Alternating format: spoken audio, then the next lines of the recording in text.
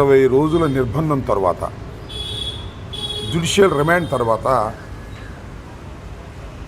ఒక IAS officer,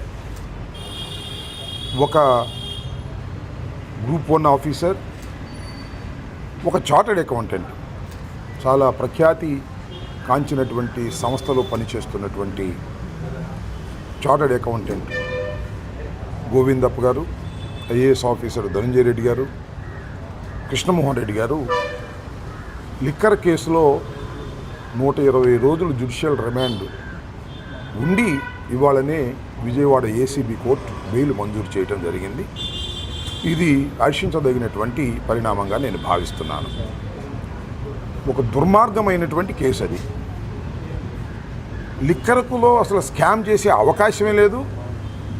లేకపోయినా కావాలని చెప్పి ఎవిడెన్సులు created by the SIT special investigation team నేరస్తుల్ని పట్టుకోవాలనో నేరాన్ని రుజువు చేయాలనో కాకుండా రాజకీయ కక్ష తీర్చుకోవడానికి ఈ స్పెషల్ ఇన్వెస్టిగేషన్ టీం పనిచేస్తున్నట్టుగా చాలా స్పష్టంగా అర్థమవుతూ ఉంది.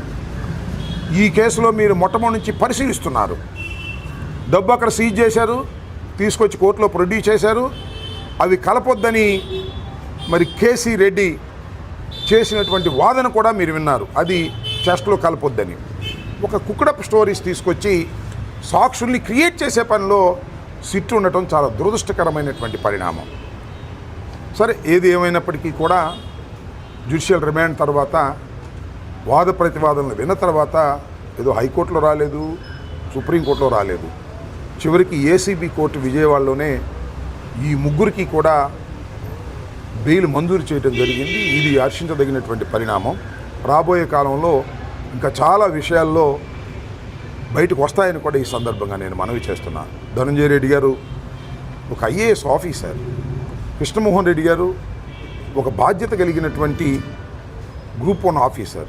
వీళ్ళు జగన్మోహన్ రెడ్డి గారు సీఎంగా పనిచేసినప్పుడు సీఎం ఆఫీసులో పనిచేయటమే ఒక మహాపాపంగా, ఒక నేరంగా భావించి కక్ష సాధింపుతో జగన్మోహన్ రెడ్డి గారి మీద కక్ష సాధించాలనేటువంటి ఒక దురుద్దేశపూర్వకంగా ఇవాళ చంద్రబాబు నాయుడు గారి ప్రభుత్వం వ్యవహరించడం వలన అన్యాయంగా 120 రోజుల పాటు జైల్లో వారు ఉండవలసి వచ్చింది. వాళ్ళేమీ క్రిమినల్స్ కాదు. ఒక బాగా చదువుకుని పైకి వచ్చినటువంటి వ్యక్తులు, గౌరవప్రదమైనటువంటి జాబుల్లో పనిచేస్తున్నటువంటి వ్యక్తుల్ని హెరాస్ చేసే కార్యక్రమం చేసినటువంటి ఈ తెలుగుదేశం ప్రభుత్వం దీనికి బాధ్యత వహించవలసి ఉంటుందని కూడా ఈ సందర్భంగా నేను చెప్పదలుచుకున్నాను.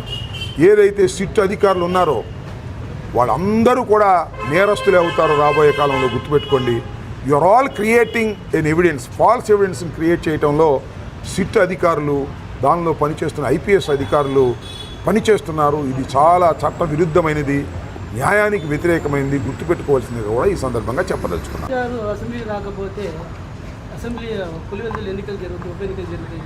చూద్దాం. చంద్రబాబు నాయుడు గారు ఏడిసి బావురుమని ఏడిసి వెళ్ళిపోయాడు.